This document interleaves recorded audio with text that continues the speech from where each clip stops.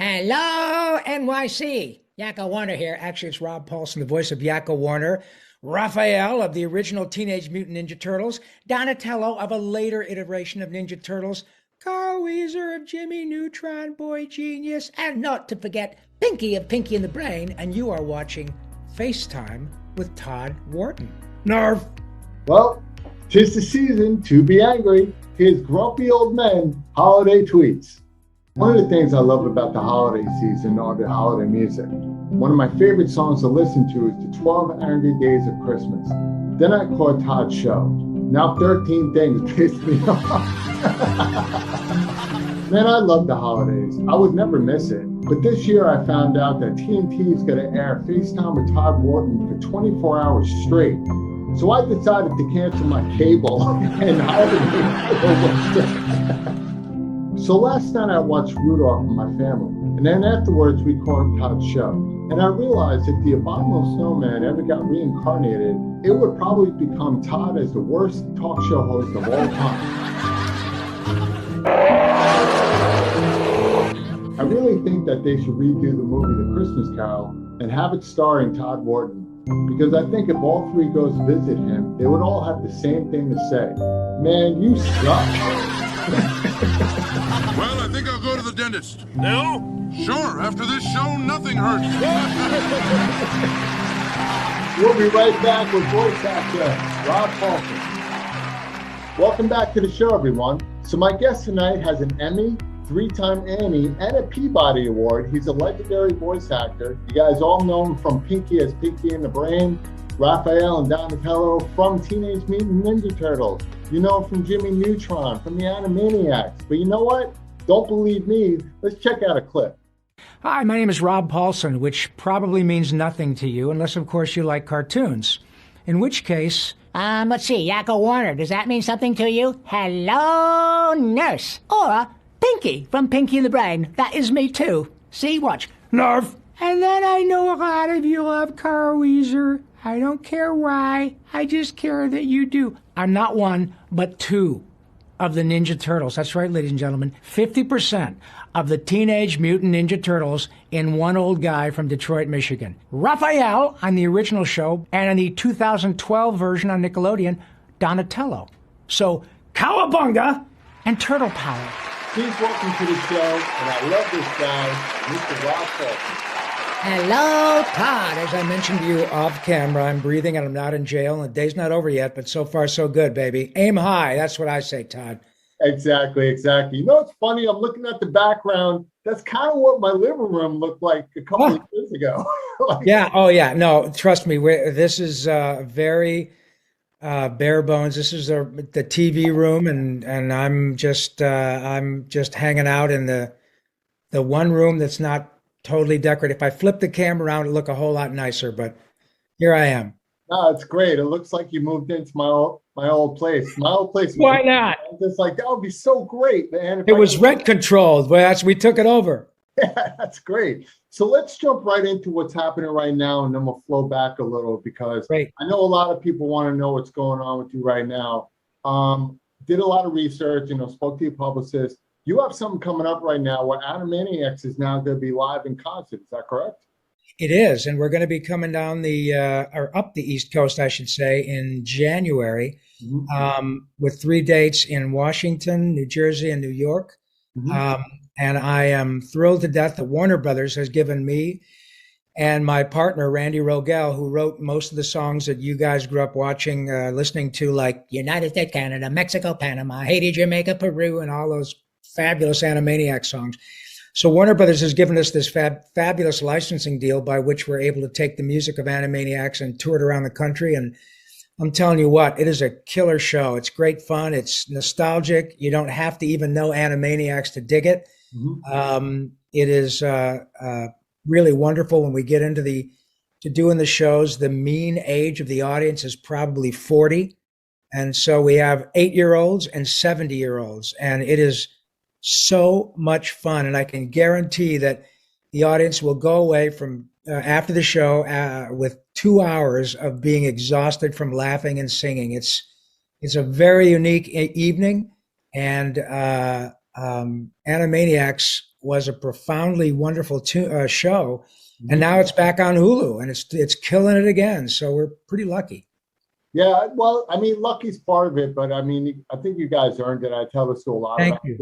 Yeah, I mean, to get on any platform like a Netflix or Hulu, they're obviously about money, right? They're about business. They want to make money. So when they bring your show on, they already know, hey, these guys are great. We have a large audience for them. Let's bring them in. You know, it's a great partnership. Sure. And now that you're going live, it allows the audience that watch you on Hulu to actually meet you in person, which is even more spectacular. And what do you think about that? It is spectacular. And I have to say that as much as I'm grateful that the audience comes out to see us, the people who really get more out of the exchange are Randy and I. And my friend Maurice. We have Pinky and the Brain are at every live show now, too. So it's not only the Animaniacs, it's my friend the Brain and I doing our little bits. And we leave those events, Todd, exhausted from saying thank you to the nicest people in the world who come up and tell us the most incredible stories about how they share Animaniacs with their kids, with their grandkids. Mm. And it is just a total love fest, man. It's a lovely way to walk through life. Oh, yeah. And just to see the smiles on the kids' faces. Oh. Like, tell me that's the most precious moment of all time. Absolutely. And as they say, it's kids of all ages. We get people older than I singing these songs and laughing and smiling. And sometimes they get a little tearful. It's just, it's fantastic. That's great. Have you ever performed in the Westbury Theater? Because I've been there a number of times. I have not. I know that it's a world-class theater, and I am really thrilled to go there because we've been on the East Coast before. We've done a few gigs at the public theater out there at Joe Papp's place at the I forgot the name of the Paramount. No, there's a little basically a nightclub out there at the public theater, but we've done a number of shows on the East Coast, but never at the Westbury, and I'm really looking forward to that. Yeah, it's great. It's one of those theaters that really happens to let you engage with the audience because the stage is in the middle of a 360. Yes. And it actually moves. So even though you're behind the audience at one point, people behind you, it will rotate so they get to see you. So it's kind of a cool thing. Oh, very. To do. And hopefully you won't get dizzy. Hopefully that. No, I've listened. Well, and if like, stop. That's right. I'll just be, hey, hang on a second. I don't want to puke on the people in the first row. Yeah, I think people get a different coloring when it comes to Pinky and the Brain. They'll be like, that was more like a Dorito looking type of color. Yes, exactly. What happened to this? This is not at all what I expected. Exactly. So this thing includes the Animaniacs, Pinky and the Brain. Are you allowed to bring on the voice of like Donatello? Or oh, totally. There's a segment, Maurice LaMarche, who is the Brain, is also, gosh, I don't know. He's won back-to-back primetime Emmys for his work on Futurama. He's Morbo and Kif Kroker and got all these incredible, fabulous characters on Futurama and The Simpsons and Disenchantment. And he was, Real Ghostbusters. And we talk about all these characters we've done together. And it's not limited just to Animaniacs. Animaniacs is the ostensible reason everyone's come out. Right. But man, people want to hear from Carl Wheezer. They want to hear me riff as Carl, and they want to hear from Raphael and Turtle Power. And it's just a blast, just a gas for the whole evening. Oh, man, let me tell you something right now. If you ever wanted to branch off into even another job, I honestly think that all the voices that you do, you can create like these voicemails for people that they can. Great idea.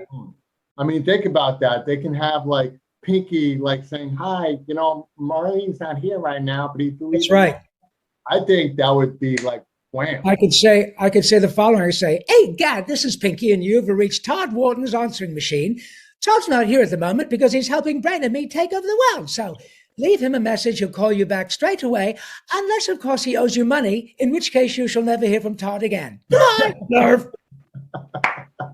Yo, I got to put that on my phone. I could probably. Yeah.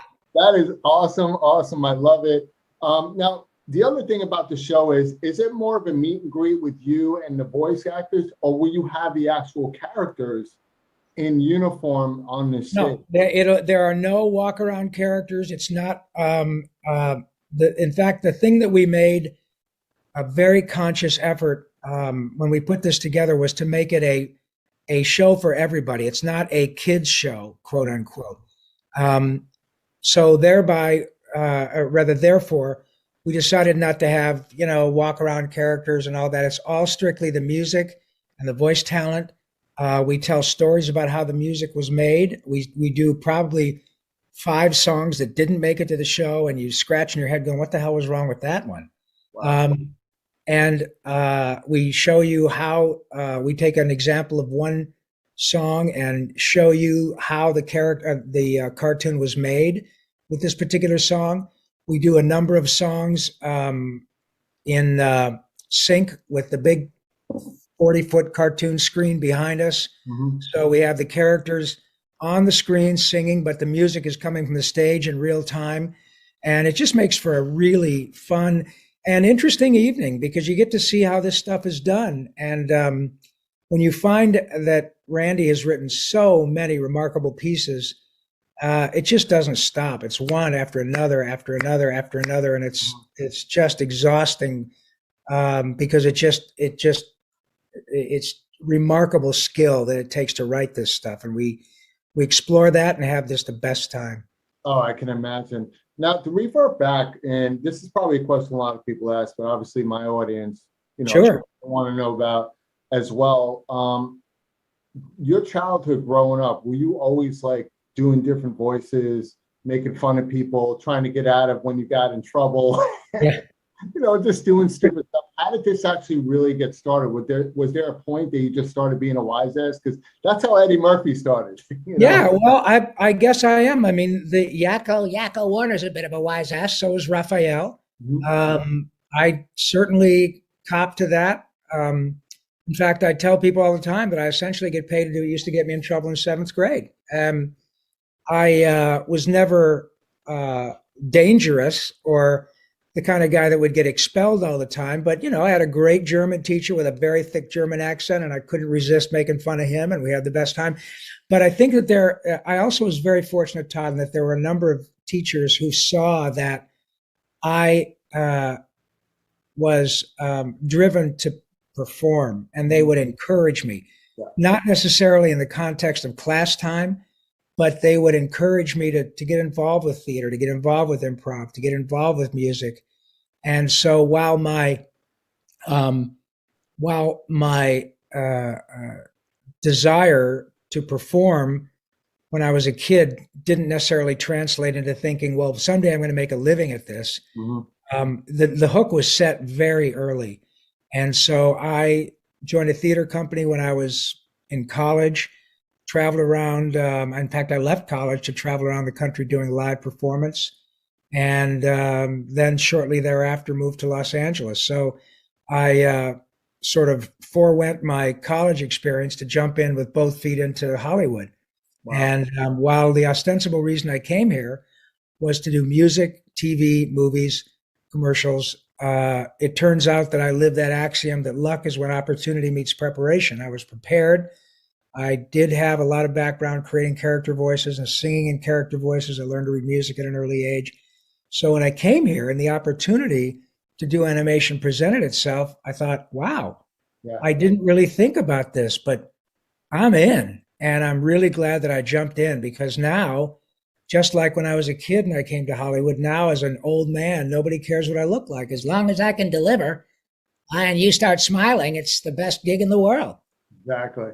Do you find it hard to match your voice with the character because you literally have to watch their mouths, right? Or do they mirror you or do you mirror the character? How does that actually work? Great I'm on a voice. Yeah, it's a great question.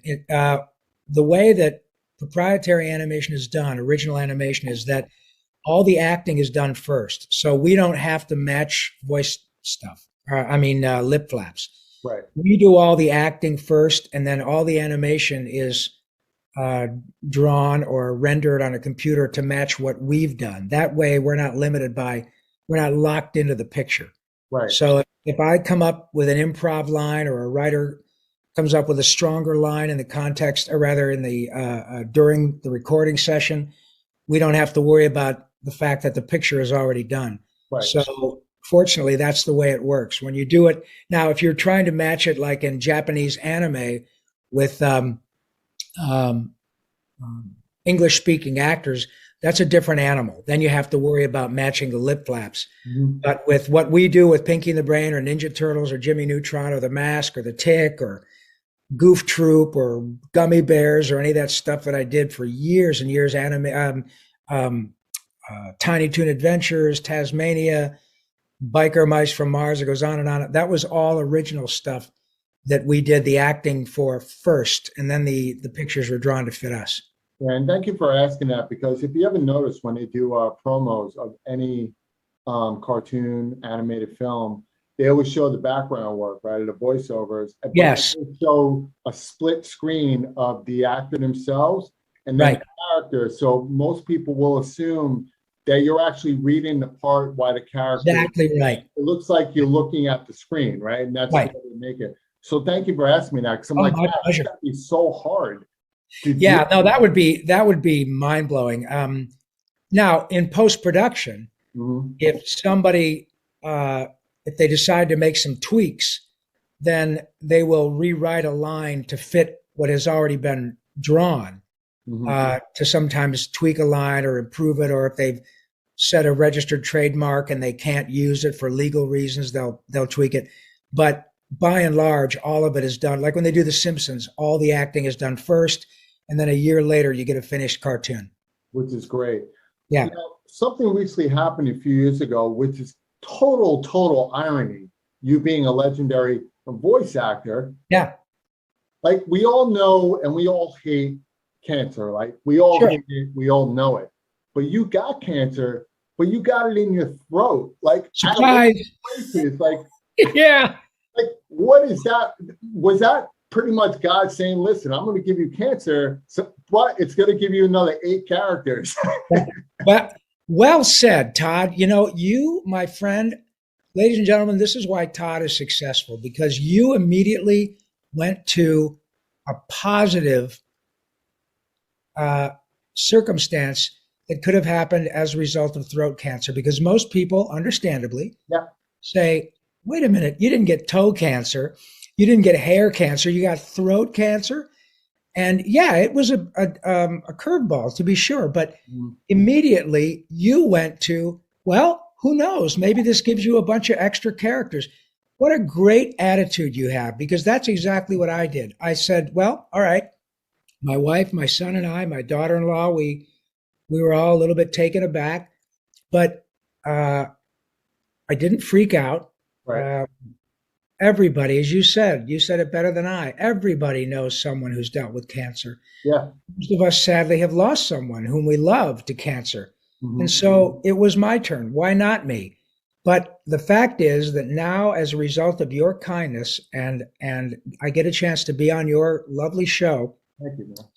We never know, Todd, when someone is going to watch this wonderful exchange and they might be a fan of Animaniacs. And then they find out that a few years ago I had throat cancer, but not only did I survive, I'm okay. And they may say, hey, Uncle Bill, that wonderful show we watched with our buddy Todd Wharton, they had this, you know how much we love watching Animaniacs. You turned me on to Animaniacs when you were in college and I was a little guy. Well, now we're watching it on Hulu again. And you know that guy, Rob Paulsen, who's the voice of Yakko? He had throat cancer and you were just diagnosed with it. Uncle Bill, you got this, man. Check it out. Rob Paulsen not only got through throat cancer, he's thriving. And the fact that you were just diagnosed, Uncle Bill, you got to listen to this guy. Listen to his chat on Todd's show. Yeah. Because, yeah. And so that's why there is a huge upside to this. And it is very kind of you to bring it up, because we never know when you and I will be able to help someone struggling with the same kind of cancer. And I can be an example of the fact that you got this, you can make it through. And now I'm still doing my job. Right. That's a big deal. Yeah, and congratulations on your recovery. I Thank you. think it's pretty great. Thank you, buddy. Yeah, of course, of course. I mean, everybody, like you said, we all know people that passed, and I guess I look at it as this: when you get something that's really bad, yeah, it's gonna mentally mess you up. Sure. But the only road that you could take is the upward road, right? So you can't go down anymore. So it's like, okay, I got it. So Amen. let's move past this, like I said, through it. And there's somebody else who, went through something that changed his life where, we all know 50 Cent got shot like Sure. in the face and, everywhere. Yes. But that instant changed the way he spoke. How about that? Gave him that eclectic voice to this day, which made him one of the most popular rappers of his generation because of it. So it's really how things work. You know what I'm saying? It is. It is. And boy, again, it's not a surprise why you're so successful, because we live in a time that is so fraught with negativity and tribalism, politics, COVID, and every day we're so exhausted by such negativity. Yep. And the fact that you immediately, in my circumstance, you immediately went for the positive. And that is so incredibly important in this day and age, Todd, to have someone to whom people look at, they enjoy your show, they go out of their way to watch and listen to you, and they know that they're going to hear, they're going to be entertained, they're going to be edified, but they're ultimately going to be left with something that is positive and uplifting. And my God, do we need that, pal? Thanks, man. I really appreciate you the whole week. So true. Well, I don't know if you know, I say it a lot on my show, but I actually run New York City's Peace Concert, which is now going to be the first ever humanitarian awards in the world. Fantastic. Yeah, that's why I love talking to you about, and it's about really award the humanitarians of the world, and what better place to do it than in Times Square, New York City. So, amen. It don't get no bigger, baby. Let me ask some of your show that you're doing now. Are they looking to do this on the road for a while, like years to come? Well, I hope so, because we have a lovely agreement with Warner Brothers Licensing. They gave us a terrific deal, and we're booked well into. We've already done the show probably, I don't know, 35 times. Like I said, the public at Joe's Pub at the Public, and God, we've done it everywhere: Chicago, New York, Dallas, Hawaii, Seattle, Oregon, everywhere. Yeah. And we're booked in the Midwest. We've got back-to-back shows in Detroit, Cleveland, Milwaukee, Minneapolis. Then we're doing DC, and you guys in New York, and we're booked well into 22 rather. So we're going to keep going. Animaniacs just dropped its second season on Hulu. We've got a third season we're finishing up for a year from now. So as long as people are still interested, we'll keep doing it. And it sure is a lot of fun to do. Oh yeah, Warner Brothers and Disney, I mean, they took, animation to a new level where amen. And it's not just for kids anymore. It used to be just kids. You remember Saturday morning cartoons? Oh yeah. Yeah. Now adults are loving it's huge. They're going to it. They're loving it. Like I watch it all the time. I would love to see a type of show like this on Broadway. And I think Broadway will be open for it because we've talked about that because why not? SpongeBob did a Broadway version. Yeah. And why not? I mean, this is certainly the sort of show that we could easily do at Radio City. We could do it at Carnegie Hall. We could do it actually on Broadway as well, because with a little bit of staging, and Warner Brothers has a very viable, vibrant theatrical department as well. And with a little bit of staging, we could definitely do this on Broadway. Certainly, Randy's music lends itself to that. Hey, man, you never know. It's a great idea. Yeah, and I think after this interview, we're going to talk a little bit because good. I have, man. Listen, Rob. First of all, it's an honor to have you on the show. Oh, it's all my pleasure, sir. Yeah, I think it's great what you're doing. If you guys don't know, definitely check out Rob, especially on Instagram, Rob Paulsen. Definitely find him. He's the voice of Teenage Mutant Ninja Turtles, the guy from Jimmy Neutron, Pinky and the Brain, Yakko. I mean, the list goes on. And I'm sure a lot of people are going to be looking forward to you coming to the East Coast, especially at the Westbury Theater. Amen. Yes, sir. And I know you have a full future worth of characters that I'm sure you're already in the works of doing. Thank you, man. We're looking forward to it. And and welcome back, man. Welcome back to the greatness of being a voice actor. No more cancer. Nope. Got over it. You know, it was a stepping stone, but look what you're doing now. And I think that's awesome for you, brother. Well, thank you, my new friend. You've totally made my day, and what a breath of fresh air and a bright light you are in the city of bright lights. Thank you, man. We appreciate you, Rob. Thank you for being on FaceTime with Todd Wharton. Listen, man, I hope you have a great holiday. I hope your family and friends are safe and sound, and I definitely look forward to meeting with you soon, sir. I can't wait, my friend. In the meantime, you get free tickets to the Water Tower next time you're in Burbank. You heard it right here. All right, buddy. All right, take care. Take care, man. So, Rob, it was really, really great to have you on the show, man. You made me laugh so hard. You have such great energy, and congratulations on overcoming cancer and taking a positive look on life, and just continue your successful career. And I'm sure we're going to hear a lot more from you.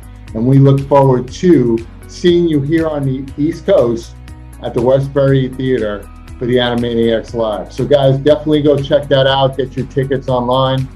And until then, as always, it's the holiday season, so everybody be safe. I hope you guys have a great time with your family. And I'll see you soon right here on FaceTime with Todd Wharton. Have a great night, guys. See you soon. Hey guys, thank you for watching. So the next time you're in the bathroom scrolling on your phone, why don't you stop on by our YouTube channel and subscribe? It's as easy as 1, 2, man, doesn't that feel good?